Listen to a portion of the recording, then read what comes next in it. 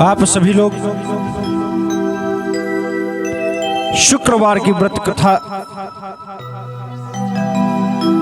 कौन कौन सुना इसमें से? जरा हाथ उठाइए।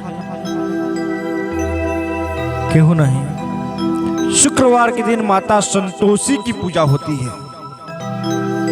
किनकी? माता संतोषी की।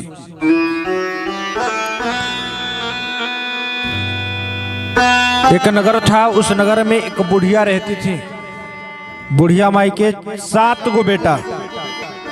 कोगो? 7 बेटा। 6 बेटा कमाए वाला, 1 बेटा नहीं कमाए वाला। अगर घर में 5 लोग बा, वो 5 लोग में अगर 4 लोग कमाता तो जे ना कमाला उसकी इज्जत मान सम्मान ना होला। ये नहीं के कमा काहे ना सके हमारा आपन लड़का होके चाहे आपन भाई होके, ऐसा मन में कोई भावना नहीं रखनी चाहिए। वो बुढ़िया माई के 7 लड़का में से 6 लड़का कमाए वाला, 1 लड़का कुछ नहीं करता था। 7 की विवाह हो गई थी। 6 बच्चे जब भोजन कर लेते थे, जो जूठन बचता था, तो बुढ़िया माँ उठ करके 7वें बच्चों को देती थी, जो 7वां लड़का रहे उनके। 7वां लड़का के पत्नी बोली कि प्रभु स्वामी, आपको जो भी भोजन मिलता है वह जूठन मिलता है। पुत्र ने कहा नहीं, जब तक मैं अपने आंखों से ना देख लूं तब तक मैं विश्वास नहीं करूंगा। वाह, ऐसा विचार होना चाहिए, नहीं तो विनाश काले विपरीत बुद्धि। जब दूसरे के बुद्धि में हम पड़ेंगे तो हमारा विनाश प्रारंभ है। आजकल के वो सत्य घटना बताओ तनी आप लोग के। घर में भाई बैठल बने, लेकिन अगर कोनो राय विमर्श ले बात अपने साले साहब के फोन होता। घर में बड़ भाई बने लेकिन राय विमर्श साले साहब के। अगर कोनो तिथि बार, कोनो पूजा पाठ, कोनो रस्म के अगर नियम पूछे के बा तो माई बाप घर में बैठल बा, लेकिन जो ससुर जी कहिया, जो सासू माई कहिया हुए होई। हम अपने पुत्र के लिए अपने भाई से अलग हो जा रहे हैं कि हमारे भाई के साथ हमारा पुत्र रहेगा तो बिगड़ जाएगा। ये दुर्गति है इस संसार की। अब हम चाहते हैं कि हमारा 2 पुत्र हैं, दोनों एक साथ रहें, और उन दोनों पुत्र को एक साथ रहने के लिए हम अपने 2 भाई से अलग हो जा रहे हैं। मेरा प्रश्न यह है कि पहले भाई आया कि पहले पुत्र? अरे भाई से बंटवारा करना है तो संपत्ति में नहीं, विपत्ति में बंटवारा करो। ये क्या है? हाँ, हाथ है।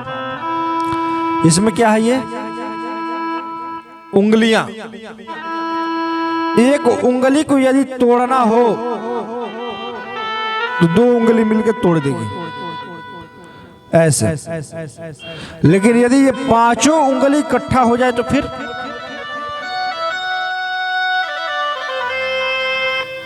एकता की ये पहचान होती है। कितने लोगों का शरीर टूट जाएगा। इसलिए परिवार में कभी खंडन न करो। भाई से कभी संपत्ति की बंटवारा न किया करो। जब भी बंटवारा करना है तो विपत्ति की बंटवारा करो भाई से।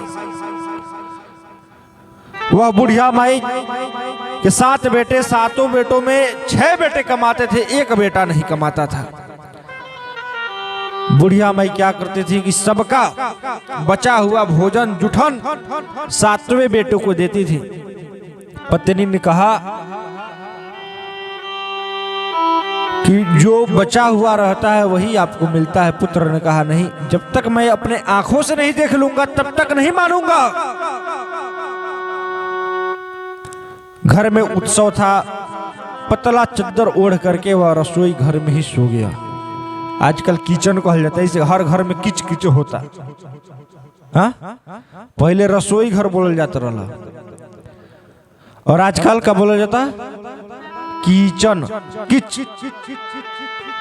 सुबह से किच किच शुरू होता घर में, और जबले रात्रि के नींद नहीं किया हो तबले किच किच होते रहता।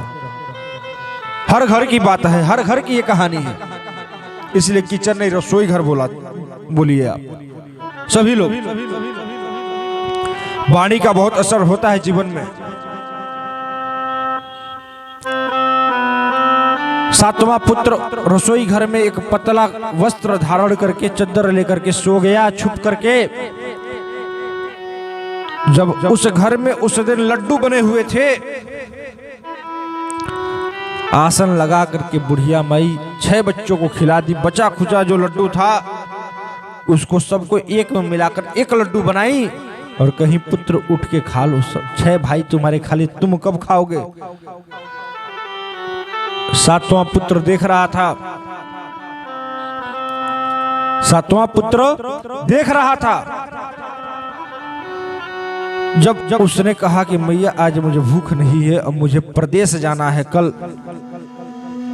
उसने कही कल क्यों, क्या करने जाओगे, जाना है तो आज ही तुम निकल जाओ। कहा जो आज्ञा माते। और घर से बाहर जब निकला तो पत्नी से मिला। पत्नी गौशाले में कंडी बना रही थी। कंडी समझ में आवेला आप लोग के? गोबर के थपथपा के जो बनावल जला चूल्हा में जलावे खातिर, बाटी खातिर, लिट्टी खातिर, वही के कंडी कहल जला। वह कंडी बना रही थी।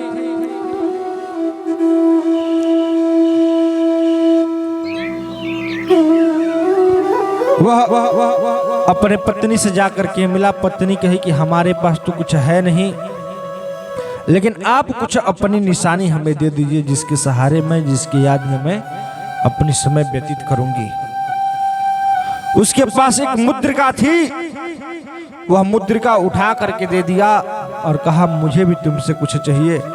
उसने कही मेरे पास तो कुछ नहीं है। और वह जो गोबर था हाथ में लगा हुआ, उसी से पीठ पे एक चिन्ह दी। वह गया वहां पे शहर में और जा करके एक साहूकार से मिला और कहा मुझे नौकरी दे दीजिए। साहूकार को भी कर्मचारी की आवश्यकता थी। उसने कहा ठीक है, कल 7 बजे तुम काम पे आ जाओ। वह पुत्र पूछा अच्छा तनख्वाह क्या होगी मेरी? उसने कहा काम देखने के बाद तनख्वाह हम बताएंगे।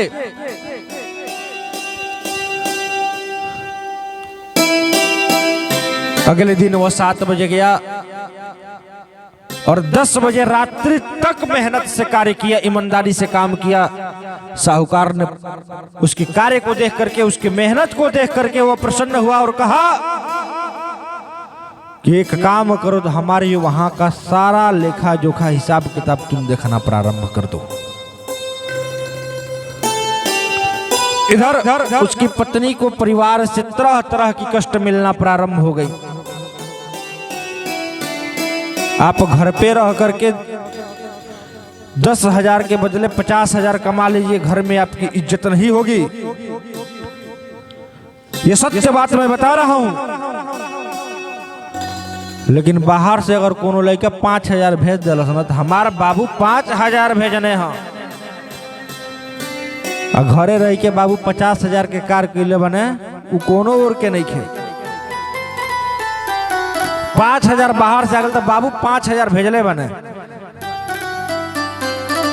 पहले 10 गांव में हल्ला हुई कि आज 5,000 भेजने हैं। अरे सोच बदलो, मनुष्य की जीवन इतनी सरलता से नहीं मिलती है। सत्य बोलो। इधर उसकी पत्नी को परिवार में तरह तरह की उत्पीड़न होने लगी। बगल के घर में शुक्रवार के दिन माता संतोषी की पूजा हो रही थी। पत्नी भी वहां गई और जा करके कही पड़ोसी से कि चाची यह क्या हो रहा है? उन्होंने कहा ये माता संतोषी की पूजा है और इनकी पूजन पाठ से घर की सारी संकटें समाप्त हो जाती हैं।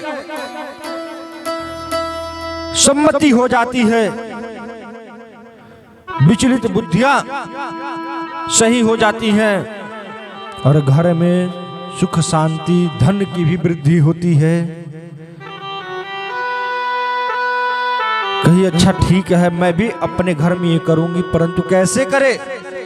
दांतों के बीच में जीवा बहुत संभल के रहती है, दांत के बीच में जीभ बहुत संभल के रहेली, कहीं जाए तो कटबे करब, लेकिन जीभ बिना ना कोई खा पाई, ना केहू बोल पाई, ना कोनो चीज के स्वाद पता लगी। ठीक उसी प्रकार लंका में विभीषण जी भी सतर्क रहते थे, दांतों के बीच में जिह्वा बन करके।